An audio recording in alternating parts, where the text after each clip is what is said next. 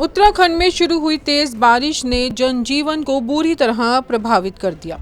हरिद्वार, रुड़की, लक्सर और आसपास के इलाकों में लगातार हो रही बारिश के कारण निचले क्षेत्र पानी में डूब गए।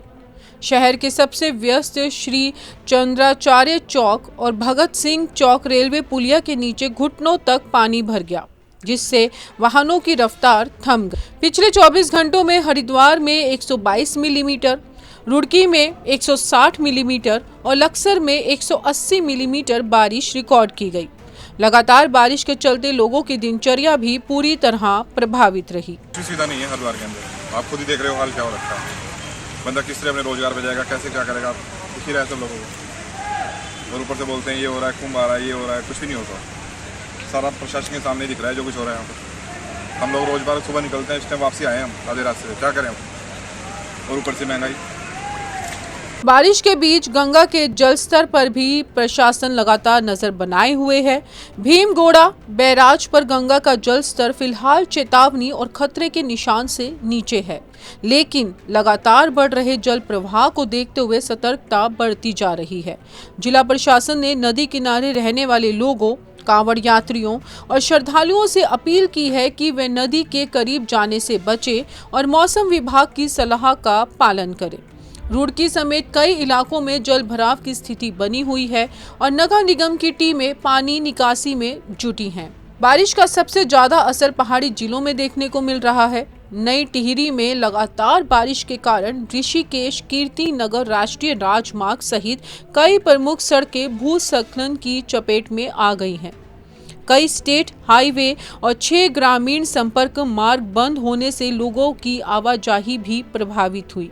जगह जगह पहाड़ों से मलबा और पत्थर गिरने के कारण मशीनों की मदद से सड़कें खोलने का काम लगातार जारी है, लेकिन बारिश राहत कार्यों में एक बड़ी चुनौती बनकर सामने आ रहा है।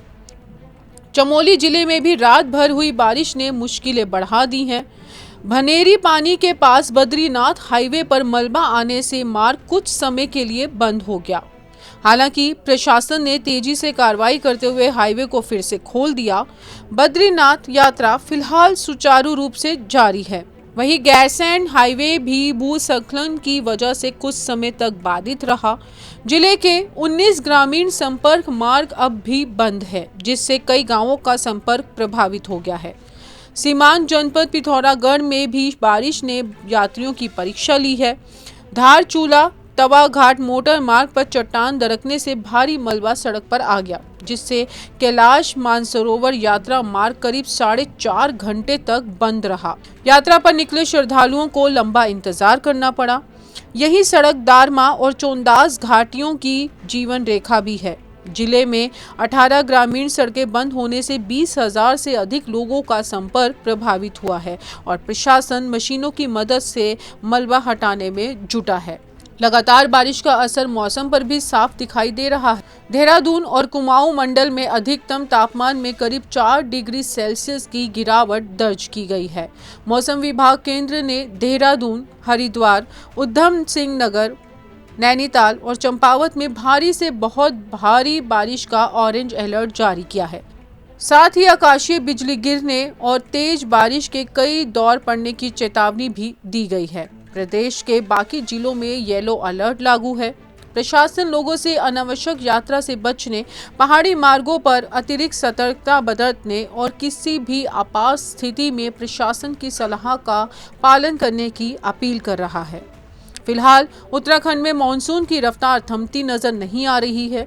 मैदानों में जल भराव और पहाड़ों में भूस्खलन ने जनजीवन को प्रभावित कर दिया है।